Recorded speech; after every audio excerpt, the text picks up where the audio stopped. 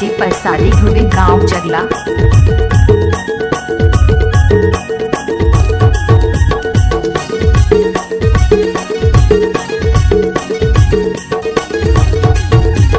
धीमा धीम मंदर बाजे अंगना में झोल, पिए के मधुआए देवे महुआ के झोल। धीमा धीम मंदर बाजे अंगना में झोल, पिए के मधुआए देवे महुआ के झोल।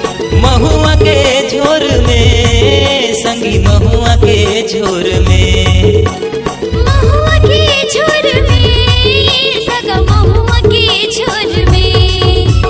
धीमा धीम मंदर बाजे अंगना में झोल, पिया के मधुआए देवे महुआ के झोल। धीमा धीम मंदर बाजे अंगना में झोल, पिया के मधुआए देवे महुआ के झोल।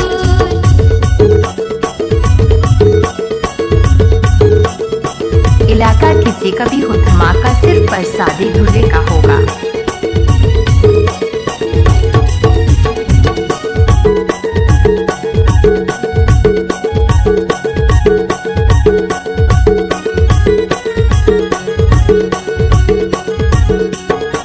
इस गाना को मिक्स किया है ये धोती माँ मंदर झोले दे मोर भाई, पापा के जवानी टूटे ओके धरे भाई।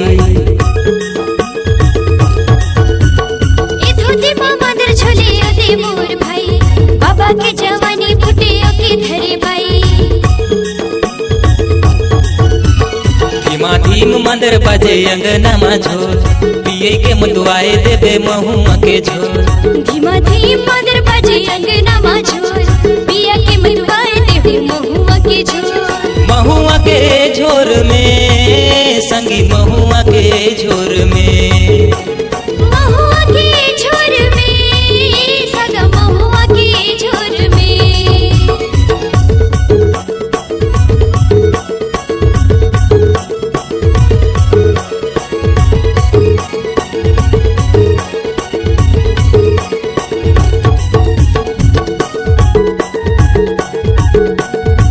इस गाना को मिक्स किया है डीजे प्रसादी ध्रुवे गांव जगला।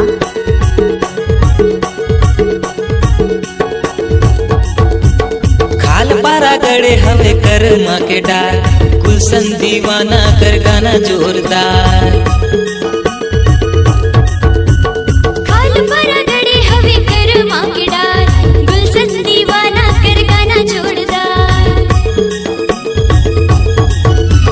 धीमा धीम मंदर बाजे अंगना में झोल, पिए के मधुआए देवे महुआ के झोल। धीमा धीम मंदर बाजे अंगना में झोल, पिया के मधुआए देवे महुआ के झोल। महुआ के झोर में संगी महुआ के झोर में, महुआ के झोर में सगा महुआ के झोर में।